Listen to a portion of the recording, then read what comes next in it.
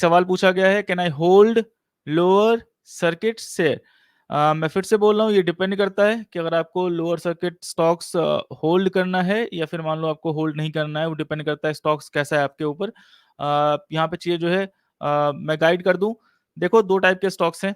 Lower circuit stock जो है आपका, वो कोई सा भी हो सकता है। मेनली जो लोअर सर्किट स्टॉक्स होते हैं, अगर मान लो चीजें वर्कआउट नहीं करती हैं, जैसे मान लो आपका CDSL है, डिपॉजिटरी स्टॉक्स है, जो भी स्टॉक्स आप बाई करते हो T+1 वर्किंग डे के बाद जो है ये आपके ये आपके जाता है कहाँ पे, ये जाता है आपको यहाँ पे। तो ये आपका जो है CDSL जो है ये आपका डिपॉजिटरी है, सिंपल टर्म में समझ गए।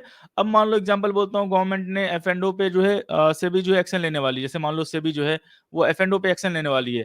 F&O का मतलब वो बोल रही है तो लॉट साइज बढ़ाएंगे, या फिर मान लो फिलहाल अभी जो है 5 लाख से 9 लाख के बीच में जो है आप एक लॉट ले लेते हो, तो लॉट साइज बढ़ा के उसको 20 से 25 लाख रुपीज करना है। कि मतलब जो रिटेल पार्टिसिपेंट्स है, या फिर मान लो जो वीकली क्या बोलते हैं मंथली एक्सपायरी है, उसको रिड्यूस करना है। तो यहाँ पे क्या होगा, मेनली जो F&O से अर्निंग कर रहे हैं वो कौन कर रहे हैं, या तो एक्सचेंज कर रही है या फिर कौन कर रहा है, ब्रोकर कर रहा है। तो यहाँ पे क्या होगा, जो वैल्यूएशन है फिलहाल अभी, इसके हिसाब से दोनों के स्टॉक्स जो है आपको क्रैश होंगे। तो मान लो लोअर सर्किट स्टॉक जो है आपका, ये स्टॉक्स कौन सा है, आपके ए ग्रेड वाले स्टॉक्स हैं, बी ग्रेड वाले स्टॉक्स हैं, या जेड वाले स्टॉक्स हैं, जो भी हैं। अगर ए बी वाले हैं तो आप देखिए फंडामेंटल क्या इशू हुआ है, फंडामेंटल क्या चेंजेस हुई हैं, क्योंकि ये लोअर सर्किट जल्दी लगती नहीं।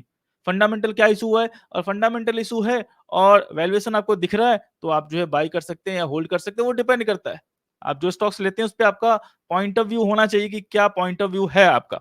ऐसा नहीं कि ब्लाइंडली लेके बैठ गए। अब मान लो, जैसे मान लो ये दोनों स्टॉक्स हैं। अब ये दोनों स्टॉक्स के बारे में मुझे उतना आइडिया नहीं है। चंबल फर्टिलाइजर तो तब भी तो आइडिया है, लेकिन तब भी जो इसका वैल्यूएशन है, चीजें अर्निंग कंपनी कैसे करेगी, और रुचि इंफ्रा है आपका। तो ऐसे स्टॉक्स में फिर से बोल रहा हूँ, ये रिकमेंडेशंस नहीं है, वो ध्यान रखना। अब ऐसे स्टॉक्स में हो तो इसका फंडामेंटल देखो।